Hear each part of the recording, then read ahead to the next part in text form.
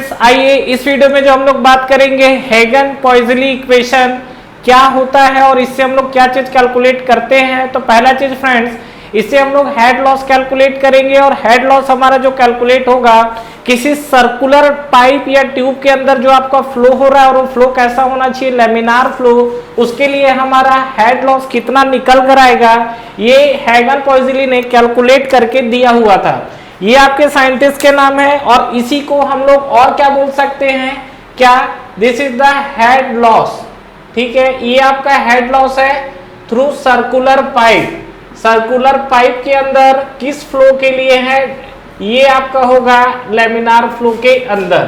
तो ये चीज को ध्यान रखिएगा, ये जो हमारे पास बातें चल रही है ये आपका जो हेड लॉस है सर्कुलर पाइप के अंदर और आपका फ्लो कैसा होना चाहिए, लेमिनार फ्लो होना चाहिए। तो चलिए अब हम लोग बात करते हैं यहाँ पर जो हेगन-पॉइज़ली इक्वेशंस को लेके बात कर रहे हैं। अब देखिए सर्कुलर पाइप को लेके अगर बात कर रहा है तो सबसे पहला हम लोग यहाँ पर एक सर्कुलर पाइप बना लेते हैं। तो ये जो हमारे पास है this is the circular pipe, इसका मान लीजिए कुछ डायमेंशंस हमको लेना पड़ेगा।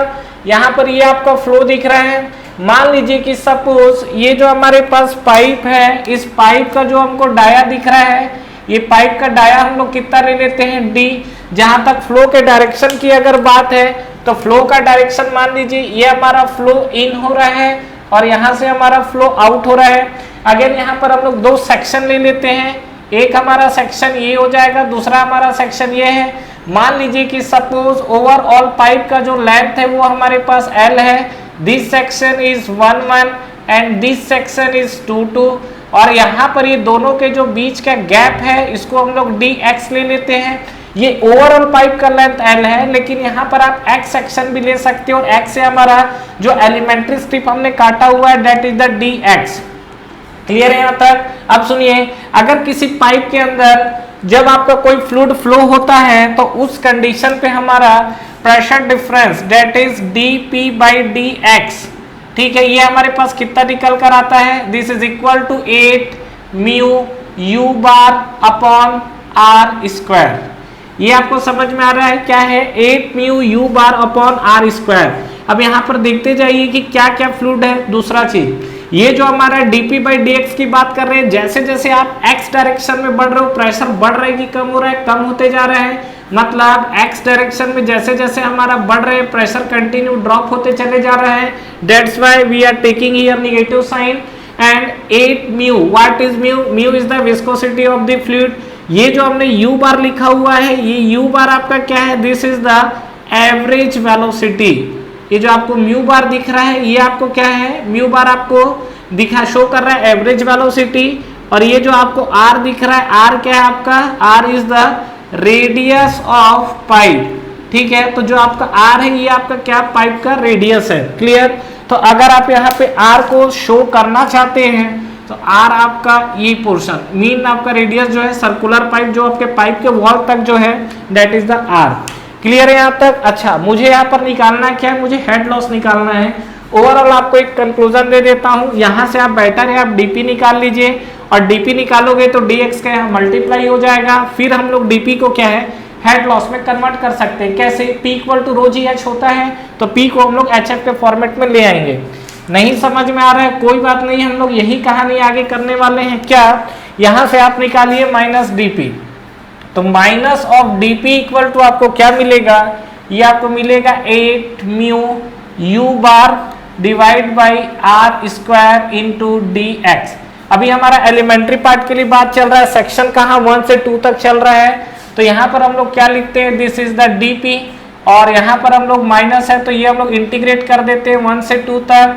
तो ये हमको क्या मिलेगा, ये हमको मिलेगा 8 mu u bar divide by r square into dx और dx आपको जो मिलेगा ये आपको कहाँ से मिलेगा, 1 से 2 तक।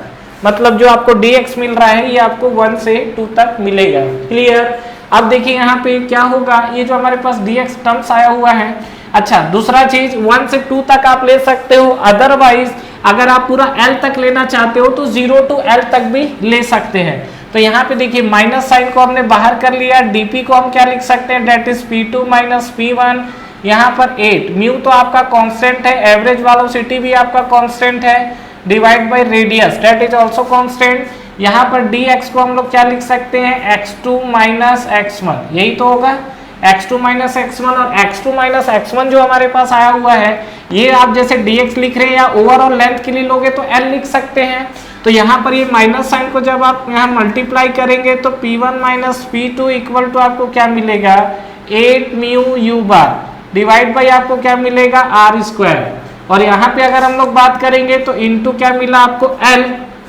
ठीक है, अब सुनिए, ये जो हमारे पास P1 मिला, तो ये जो आपको P1 और P2 मिला, तो ये R स्क्वायर को चेंज कर दो तो R को डाया के फॉर्म में, तो R इक्वल टू क्या होता है, डेट इज D/2।